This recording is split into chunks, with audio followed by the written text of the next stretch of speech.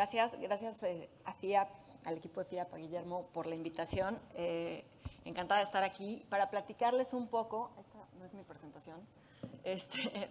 La intención del día de hoy de mi presentación es platicarles un poco qué sí ha funcionado. En México, en medio de la ola que hemos visto en Latinoamérica de retiros, de tendencias populistas que buscan revertir estos sistemas, sorprendentemente en México tenemos hoy una reforma que tuvo lugar en diciembre pasado, que realmente nos acercó, ya está perfecta la presentación, esta nos acercó a fortalecer el sistema de cuentas individuales, contrario a lo que se ha visto en otros países de América Latina. Y por eso hoy quiero presentarles muy brevemente en qué consistieron los cambios que se dieron en México, precisamente para fortalecer el sistema de cuentas individuales. En el contexto histórico, un poco de lo que ya se ha platicado mucho hoy, el sistema originalmente en México era un sistema de reparto, era un sistema de beneficio definido, y en 1997 se transitó al sistema de cuentas individuales, con una generación de transición larga en la que todos los que empezaron a cotizar bajo la ley de 1973 podían seguir optando por una pensión de beneficio definido, y quienes empezamos a laborar después de julio del 97, entonces nuestra pensión se determinará por nuestras cuentas individuales. Sin embargo, todos tenemos ya una cuenta de ahorro para el retiro, y las pensiones de beneficio definido de la generación de transición sí se están pagando ya con una proporción interesante. Una parte interesante de estas pensiones se está pagando con los ahorros acumulados dentro de la cuenta individual. ¿Por qué migramos? Lo mismo que ya se ha dicho, el costo fiscal, el sistema es inequitativo. En realidad, un sistema de beneficio definido en general otorga un mayor subsidio a las personas de mayores recursos, y evidentemente los cambios demográficos, ¿no? La población, la pirámide poblacional, igual que en la mayoría de los países aquí presentes, se va invirtiendo. Tuvimos la ventaja en México de que esta generación baby boomer llegó después que en Europa. Vimos lo que empezó a suceder en Europa, vimos lo que se adoptó en Chile y dijimos, este es el momento, y se pudo hacer esta transición al sistema de cuentas individuales. Y bueno, también se empezó a ver que había estas inequidades en el sistema, como que existía un riesgo de utilizar los recursos de los trabajadores para otros fines. Se vio que en estas épocas en las que hubo una gran cantidad de trabajadores aportando al sistema de pensiones de beneficio definido, los recursos no se estaban, los recursos excedentes no se estaban invirtiendo, no se estaban resguardando para futuras generaciones, sino que se estaban gastando, se estaban incorporando al gasto corriente del gobierno. Esto es una versión gráfica de cómo funcionaba, que todos ustedes conocen muy bien, así que me lo voy a pasar rápido. Y bueno, finalmente, lo que todos sabemos, el sistema de pensiones de cuentas individuales, el mayor reto que ha presentado hasta ahora en los países en donde se han empezado a jubilar las personas bajo este esquema, es que no cumplió con una expectativa de dar una pensión igual a la que se daba en los sistemas de beneficio definido. ¿Por qué? Una cuestión de parámetros. Lo que se platicó mucho en México fue que había una parametrización equivocada del sistema, no había suficiente aportaciones, los rendimientos fueron menores a los esperados en algunos casos, y se hablaba de también un problema de expectativas, ¿no? Había muchas personas a la hora que se vendió el sistema comunicando que en realidad las pensiones iban a ser incluso mejores que con un sistema de beneficio definido, cosa que evidentemente no se dio en la mayor parte de los casos. ¿Qué se hizo en México? Se buscó mejorar las pensiones, o sea, tomando en cuenta ya 24 años de operación del sistema de ahorro para el retiro en México.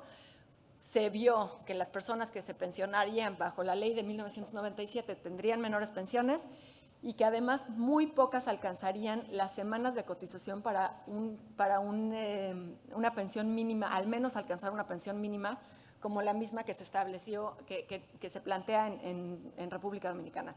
Las personas en México, si su ahorro para el retiro, si su cuenta individual no da lo suficiente, pero se tienen suficientes semanas de cotización, hay una pensión mínima garantizada. El gobierno complementa esos recursos para garantizar al menos un mínimo de contribución adicional a la pensión universal, que eso es uno de los temas interesantes que ahorita platicaremos.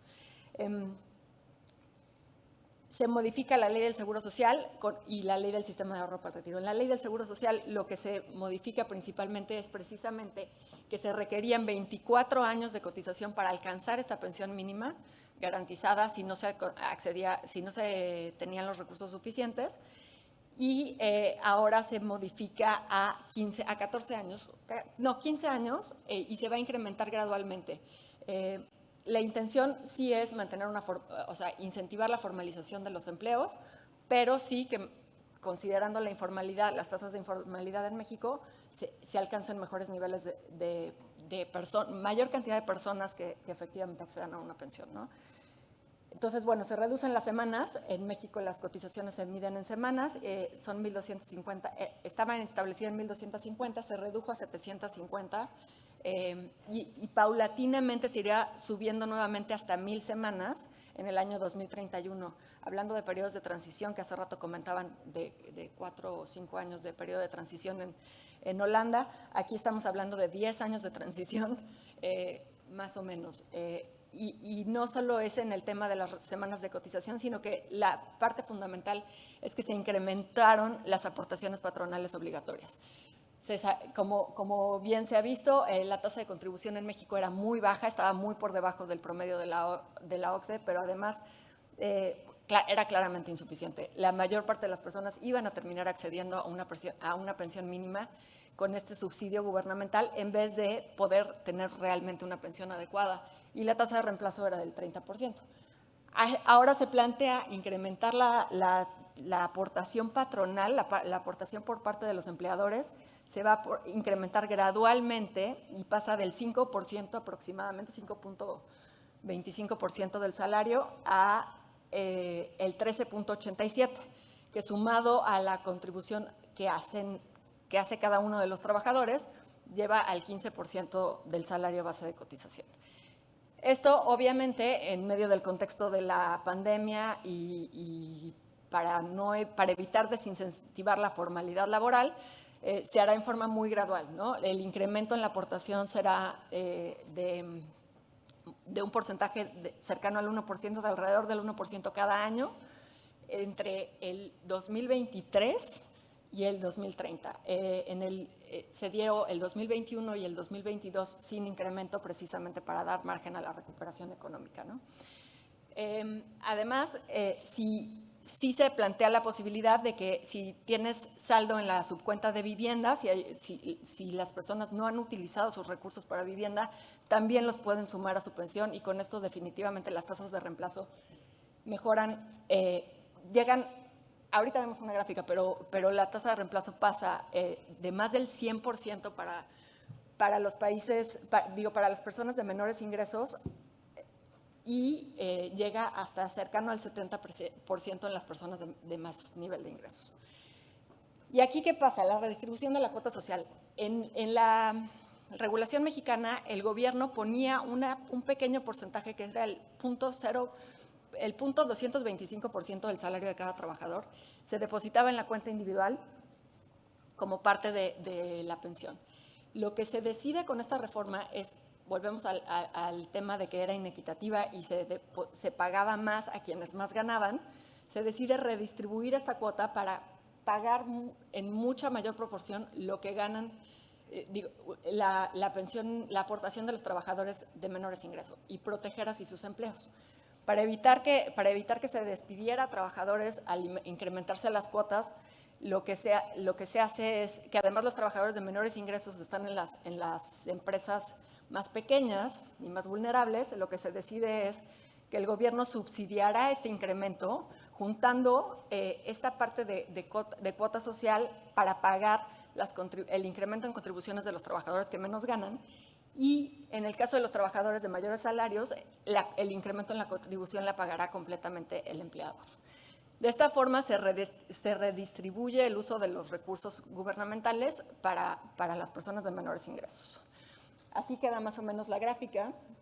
Tenemos, el trabajador mantiene su aportación de 1% de su salario, y en la parte verde se puede ver cómo la cuota social a los trabajadores de menores ingresos se va concentrando, y de forma tal que en los de un salario mínimo la aportación del empleador se mantiene en 5.15%, y gradualmente va reduciéndose la aportación del gobierno e incrementándose la del patrón hasta llegar a 4 UMAS, que es un poco menos de 4 salarios mínimos mensuales, donde ya todo el aumento en la cuota la pagará el empleador.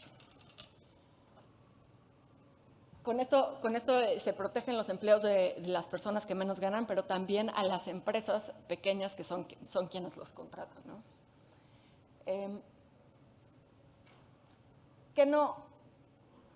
Uno de los temas, justo comentaban, ¿no?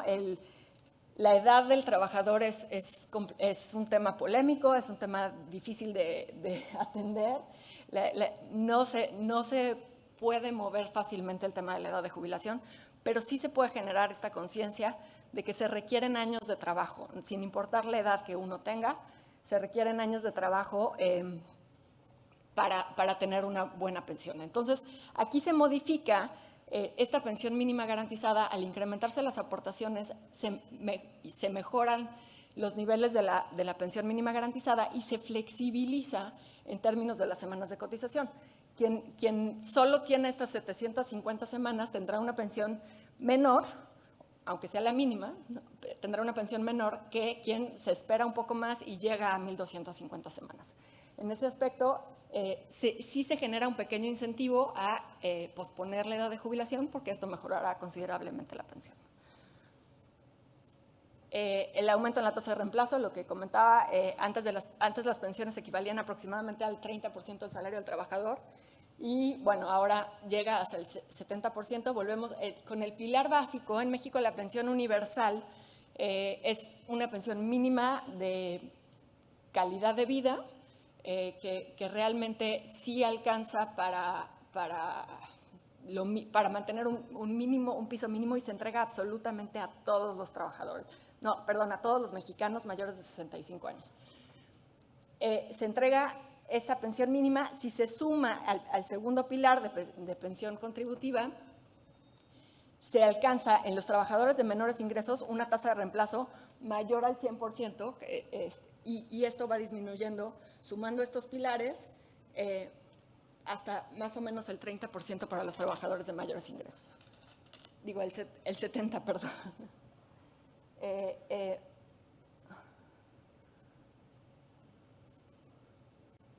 Y bueno, para el tema de la entrega de los recursos, se modifica la ley para poder permitir una renta vitalicia mixta, ¿no?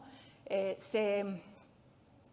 tema de las rentas vitalicias estaba penalizando mucho las pensiones, y ahora contra el de retiros programados, pero el riesgo de longevidad se volvía muy importante, y por esto se permite una contratación de una combinación de retiros programados con renta vitalicia que te permita realmente proteger tu calidad de vida hasta el momento de la jubilación. Y bueno, esto ya es un poco... Uno de los factores claves de esta reforma es precisamente que se vio la necesidad, con la reforma de 1997, se vio la necesidad de revisar los parámetros. Sabíamos hace muchos años que era necesario modificar los parámetros que se definieron para esta reforma, para este sistema. Sin embargo, políticamente era muy complicado siempre el momento para discutirlo, el momento para hablar no es un momento para hacer retiros, no es un momento para incrementar aportaciones. Políticamente siempre fue muy complicado. Afortunadamente, durante el año pasado se dio esta posibilidad, y ahorita les platico un poco por qué. Pero en la reforma se establece que cada 10 años es mandatorio discutir sobre los parámetros y si son adecuados o no. Con esto, de alguna forma, obliga a estar revisando constantemente si cambia la dinámica poblacional, si cambian las cuestiones de salud o incluso los mercados financieros, para para otorgar los rendimientos adecuados. De ahí, una de las cosas que pasó, y eso me regreso a platicar lo que les comentaba, ¿no? El año pasado en México, con el inicio de la pandemia, se empezó a dar este rumor de en las Afores hay recursos, seguramente la administración los va a querer tomar. Y algo que sucedió muy interesante fue, en general, la opinión pública, y aquí hablemos de redes sociales, no se hizo una encuesta específica, pero la opinión pública, cada vez que empezaba como ese rumor de es que van a querer tomar el dinero de las cuentas, las personas descubrimos que ya sentían su cuenta como suya, ya sentían propiedad sobre los recursos. ¿Cómo se dio esto? Creemos que uno de los factores que influyó es precisamente que en México hace 10 años existe el retiro por desempleo. Y estos retiros parciales por desempleo en México estaban diseñados de forma tal que sí es posible a las personas acceder a estos recursos, hacer un retiro anticipado, pero solo parcial y bajo condiciones muy estrictas. Esto es necesario estar desempleado, no haber hecho un retiro en los últimos 5 años y que este retiro no supere el 11.5% del saldo de la cuenta. Con esto se garantiza que se protejan de alguna forma los recursos. No se hizo un retiro masivo. Las personas en medio de la crisis pudieron acceder a sus recursos para el retiro en caso de desempleo. Lo hicieron. Más de 2 millones de trabajadores mexicanos accedieron en los últimos meses a un retiro por desempleo. Sin embargo, esto no afectó a la totalidad del sistema, porque son las condiciones específicas en las que solo los trabajadores que estaban en situación de desempleo pudieron acceder. Entonces, esto a los trabajadores les generó una cercanía desde hace años, o sea, ese mecanismo existe desde hace años y los trabajadores ya conocen que ese dinero está, lo han podido tangibilizar y además lo han devuelto a las cuentas, porque uno de los factores es que al hacer este retiro por desempleo se restan semanas de cotización. Pero al devolver los recursos se recuperan las semanas. Entonces, mucho del mensaje que se ha transmitido en México a los trabajadores es, este dinero es tuyo, sí puedes hacer uso de él en caso de una emergencia real, pero es tuyo y te va a afectar, por lo tanto es importante que lo devuelvas. Y en general sí hemos visto una buena reacción en la devolución de los recursos y eso ha sido un creemos que es un gran factor para generar apego a la cuenta en México. Y bueno, de lo que se quedó fuera, también mucho se ha hablado el día de hoy del tema de género y del tema de la informalidad.